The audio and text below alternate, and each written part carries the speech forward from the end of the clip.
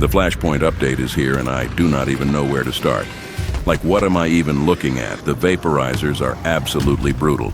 They will hunt you down until they get you. You will get cornered in tight spaces alongside other raiders because there is simply no other cover. You will die, and you will die a lot. And of course you will get ratted, because this is Arc Raiders. Another raider will shoot you in the head right after you just saved someone. Then there are the extract campers.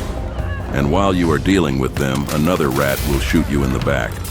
Get ready to revive a lot of people. Get ready to ride the Vaporizers as well.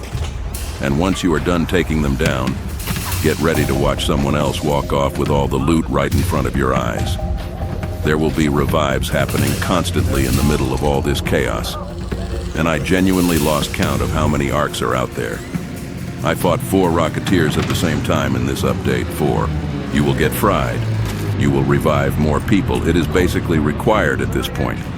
And just so you know, this event is extremely difficult to do solo. Sometimes the smartest move is to just run, because before you know it, you will have 20 arcs on your back, and the fastest way out is straight to the extract. I am not going to waste your time with patch notes you already know from my previous videos, just to keep you watching long enough for another advertisement to roll. Most of you already know the basics. There is a new arc enemy, a new event, and new weapons. So instead, let me tell you about my own experience. As of right now, I have not obtained the blueprints for the 2 new weapons or the new utility item. And the game is genuinely challenging, difficult even at times. And I am completely here for it. Here is why. When the Aphelion came into the game as a legendary highest tier weapon, I managed to loot its blueprint on a completely random run on Stella Montes on day 1. The Bobcat and the Tempest were harder to get initially, but eventually Embark softened things and essentially handed them out for free during the Hurricane event. And I personally did not like that. It felt like simply running around and looting was enough to walk away with the best blueprints in the game. Putting the new blueprints inside the assessors, which instantly spawn around 10 arcs, including at least 2 new Vaporizers, 2 rocketeers, and a swarm of wasps coming at you from every direction, is exactly the right call. And on top of that, other raiders are competing for the same loot boxes and could get the blueprints before you do. I looted around 10 of these containers today and did not find a single new blueprint. And I love that. Epic and rare weapon blueprints should not be easy to find on day 1. Now I'm going to be upfront about what I do not like about this event, and it comes back to free kits. I was hoping there would be a minimum loadout value required to enter events like this for 2 reasons. First, free kits are essentially useless here. Second, they encourage players to skip the actual event entirely and instead run around trying to loot as much as possible before anyone else.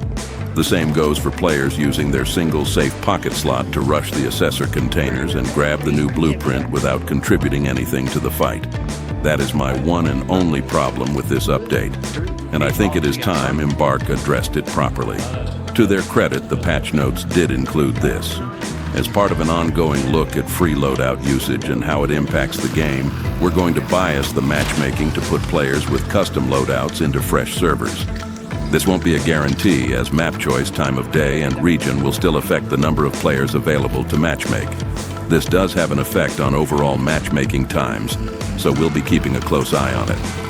Free loadouts are primarily meant as a safety net for a player's personal economy.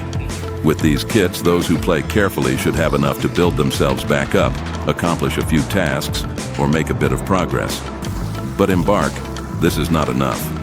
It surprises me that after introducing an event of this scale, free kits are still not penalized specifically within it. Yes, there are rats, there are extract campers, and people will ambush you while you loot. I accept that. It is a PvPvE game after all.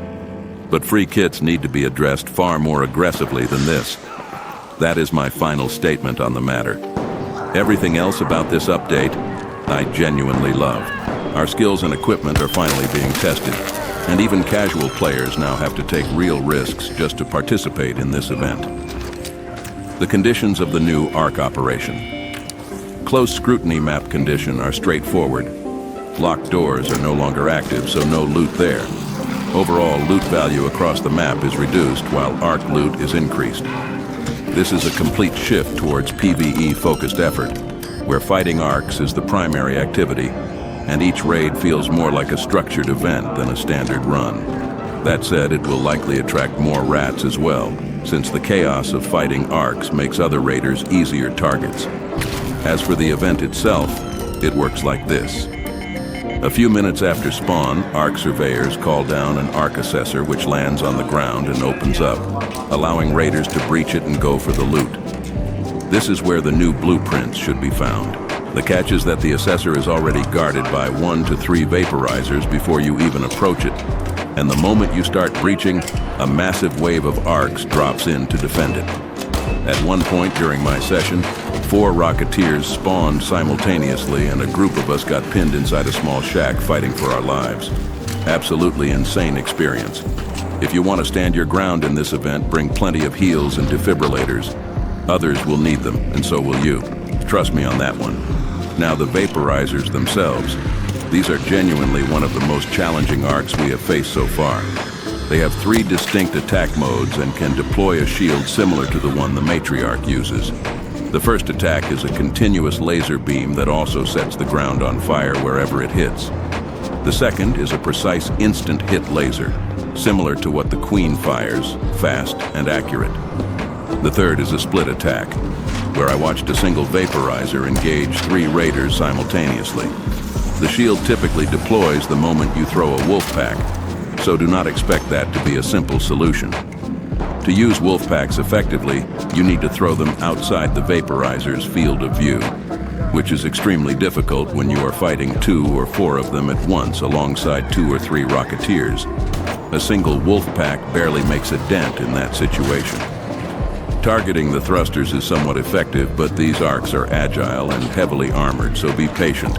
And what is the best tactic? Cooperation. If you are solo and get aggroed, there is very little you can do. Every corner is covered by arcs, from wasps and hornets to fireflies. This one truly requires relying on other raiders whether you like it or not. On the other updates, the overall UI has been improved, allowing you to access resources across different context windows without having to jump between tabs as much. The destination selection screen has also been updated to make map choices clearer and easier to navigate. On top of that, all maps received a navigation rework for certain arcs, with adjusted area coverage for leapers, bombardiers, and bastions, meaning these enemies will now roam more freely across the map. I am genuinely looking forward to seeing how this changes the feel of a standard raid. Giving arcs more freedom to move is a great change, and I think it will make the game noticeably more replayable.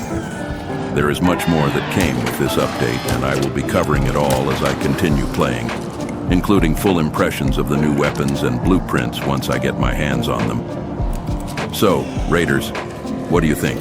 Is this the update we have been asking for, and are you ready to take on the new arcs and the big waves? Let me know in the comments. John Raider, out.